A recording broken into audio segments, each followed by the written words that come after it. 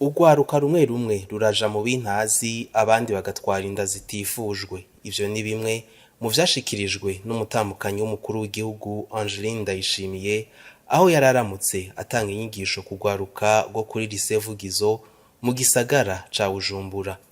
Izo nyigisho zikaba zijanye n'irondoka rijanye n'amagara meza n'inyigisho zijanye no gufungura neza. Ari mu mashure hagati y'imyaka 15 na 19 na cyane rw'abigeme ukunda guhura n'ibibazo bitandukanye bifatiye ahanini ku gutwara inda batifuje hamwe no kurwara indwara ifatiye ibyumba by'irondoka, kurwara sida ndetse izo ndwara zikanabihitana n'izo mbanyi zikabahitana bivuye ku kuzikorora.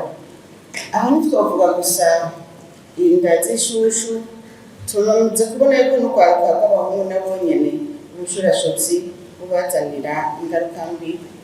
Aho naho nyene turashaka kuvuga ibiyayuramutwe bishobora kubabuza intumbero bihaye na cane y'ubuzima, ntibakurikirane neza amashure cyangwa ugasanga n'akatoza kabo bikameze neza kubera amagara yabo yatosekaye.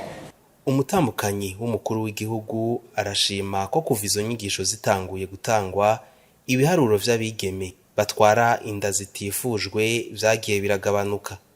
Turashima ko mu ntara zimwe ibitigiri vy'abana batwara inda z'ishushu mu mashure n'abandura umugera wa sida vyagiye biragabanuka kuva aho dutanguriye ibi bikorwa byo kuhimiriza urwaruka ruri mu mashure kugira rwirinde ingeso mbi zose aho zituruka hose rwakazoza keza n'amagara yabo.